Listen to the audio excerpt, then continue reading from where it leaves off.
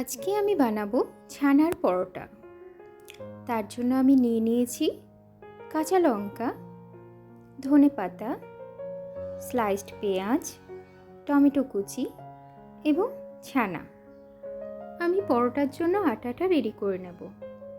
এখানে আমি নিয়ে নিলাম গমের আটা। এর মধ্যে দিয়ে দেব এবারে ময়দা, অল্প পরিমাণ লবণ দিয়ে দিলাম, একটু চিনি, কালো জিরে, বেকিং সোডা এবং সাদা তেল। বেকিং সোডা দেওয়ার ফলে পরোটাটা একদম সফট হবে।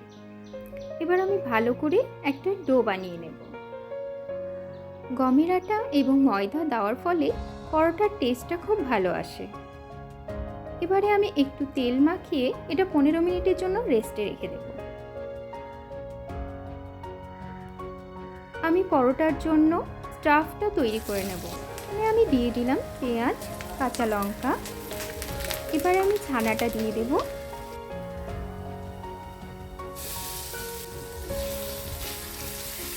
হালকা নাড়াচাড়া করার পরে আমি এর মধ্যে দিয়ে দেব লবণ, অল্প হলুদ গুঁড়ো, অল্প একটু পরিমাণ ভাজা মশলা। লক্ষ্য রাখতে হবে ছানাটা যাতে বেশি পুড়ে না যায়। এর মধ্যে দিয়ে দিলাম টমেটো কুচি এবং অল্প একটু ধনেপাতা ফ্লেভারের জন্য। আমার ছানার পুরটা একেবারে তৈরি।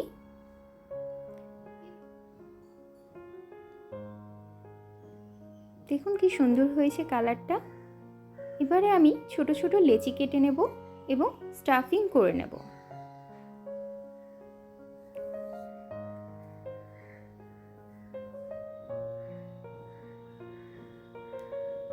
আমি পরোটার জন্য স্টাফিং বলগুলো তৈরি করে নিলাম।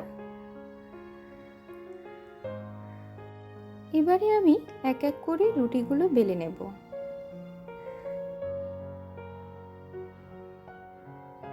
আমি এখানে গোল শেপ দিয়েছি, আপনারা চাইলে অন্য কোনো শেপও দিতে পারেন। ব্রেকফাস্টে এইরকম একটা রেসিপি থাকলে আর কি চাই। এটা খুব সহজেই আপনারা বাড়িতে বানিয়ে নিতে পারেন। আমি এপিট ওপিট ভালো করে সেঁকে এর মধ্যে আমি তেল ব্রাশ করে দিলাম। আপনারা চাইলে বাটারও দিতে পারেন। এটি খুব সুন্দর, খুব সহজ একটি রেসিপি। বাচ্চাদের টিফিনেও বানিয়ে দিতে পারেন। ছানা বা পনির আমাদের হেলথের জন্য ভীষণভাবে উপকারী। ছানাতে প্রচুর পরিমাণে অ্যান্টিঅক্সিডেন্ট থাকে যা আমাদের ইমিউনিটি বুস্ট করে এবং প্রচুর পরিমাণে ক্যালোরিও থাকে যা ইনস্ট্যান্ট এনার্জি দেয়। আমার পনির পরোটা বা ছানার পরোটা একেবারে তৈরি। দেখুন কি সুন্দর হয়েছে। যারা ভেজিটেরিয়ান তাদের জন্য এটা খুব ভালো একটি রেসিপি। আমার পরোটাগুলো খুব সফট হয়েছে এবং স্টাফিংটাও খুব সুন্দরভাবে হয়েছে। আমার আজকের রেসিপিটি আপনাদের ভালো লেগে থাকলে লাইক, কমেন্ট, শেয়ার এবং সাবস্ক্রাইব করে দেবেন। Thank you.